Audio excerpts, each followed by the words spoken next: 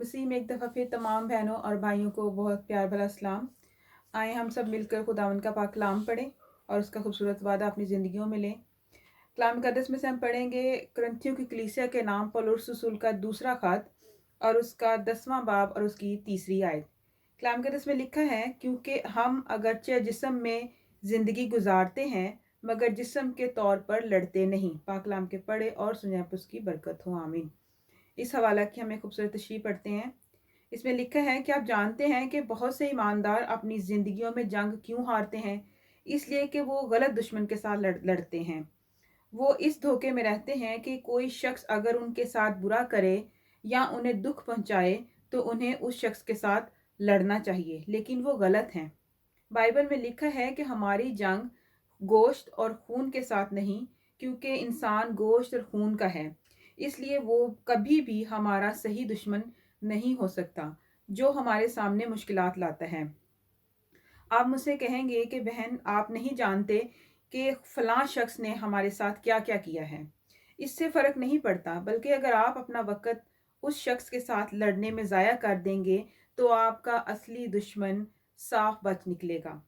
ये असली दुश्मन कौन है? कलाम मुक़द्दस में इफिसियों की कलीसिया के नाम पौलुस रसूल के ख़त में जब हम पढ़ते हैं, उसका दूसरा बाब और उसकी 16वीं आयत में जब हम देखते हैं, वहाँ लिखा है, क्योंकि हमें खून और गोश्त से कुश्ती नहीं करना है, बल्कि हुकूमत वालों और इख्तियार वालों और इस दुनिया की तारीकी के हाकिमों और शरारत की उन रूहानी फ़ौजों से जो आसमानी मुकामों में हैं।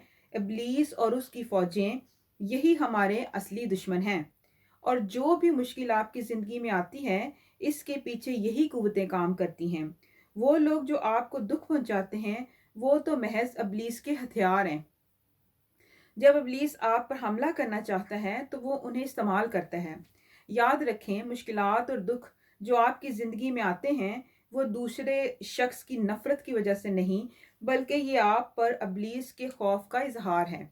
जब आप कलाम को पढ़ते हैं और उसे रूह की तलवार की तरह इस्तेमाल करते हैं और लहराते हैं, तो इब्लीस खौफज़दा होकर किसी शख्स को ढूंढता है ताकि उसे आपके पास इस काम को रोकने के लिए भेजे।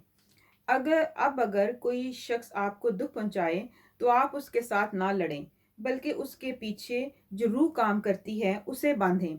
गोश्त और खून की लड़ाई ना लड़ें, बल्कि रूहानी हथियार इस्तेमाल करें।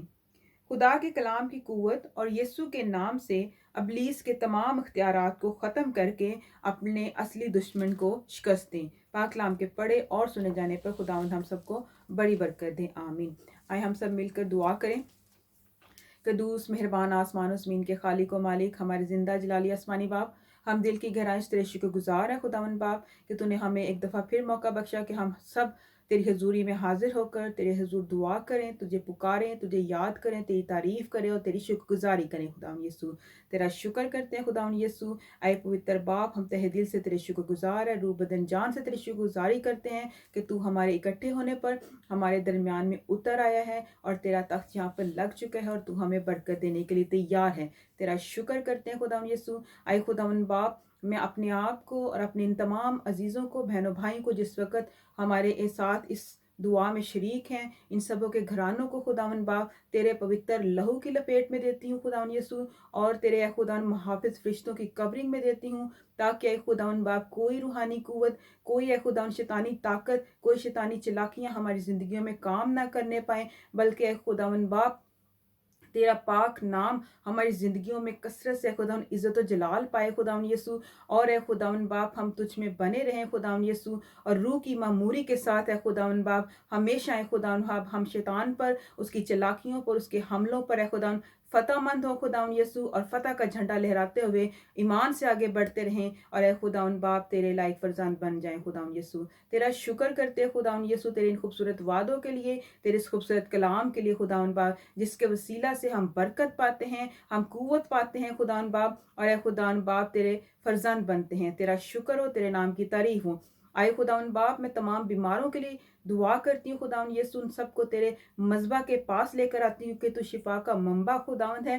اپنا خداوند باپ پوتر لہو ہم سب پر چھڑک دے خداوند باپ، اپنے لہو کی لپیٹ میں لے لے، تمام بیماروں کو شفا دے، ہر طرح کی خدا بیماری سے رہائی بخش دے، تاکہ تیرے بچے شفا یاب ہو خداوند یسوع اور تیری شکر گزاری کریں۔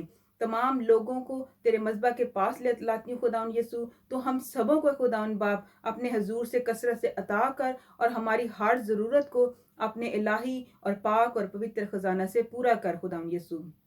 اے خداوند باپ، میں اس دنیا کے لیے خداوند باپ تیرے حضور برکت کی دعا مانگتی خداوند یسوع، اس کی بحالی کے لیے دعا مانگتی خداوند یسوع۔ اپنے بچوں پر رحم کر دے، بنی نوع انسانیت پر رحم کر، ہمارے گناہوں سے ہمیں رہائی دے خداوند یسوع، ہمارے گناہوں کو معاف کر خداوند یسوع، اور اس وبا سے ہمیں چھٹکارا دے خداوند یسوع، اور تاکہ خداوند باپ ہم پھر سے خداوند باپ اسی طرح خداوند باپ اس دنیا کی رونقوں کو خداوند ان سے لطف اندوز ہو سکیں خداوند یسوع، اور تیری شکر گزاری کر سکے تیری اے خداوند دی ہوئی برکتوں کو دیکھ کر خداوند یسوع۔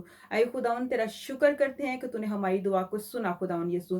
تمام عزیزوں کو، بہنوں بھائیوں کو بڑی برکت دے خداوند، اور اپنے جلال کے لیے استعمال کر۔ تیرا شکر کرتے ہیں، تیرے نام کی تعریف کرتے ہیں، ہماری اس دعا کو سن اور ہماری اس شکر گزاری کو قبول فرما۔ یہ سب کچھ مانگ لیتے اور پا لیتے ہیں تیرے ہی پیارے بیٹے اپنے خداوند یسوع مسیح کے نام کے وسیلہ سے، آمین آمین۔ خداوند آپ سب کو اس کلام کے وسیلہ سے بڑی برکت دے، آمین۔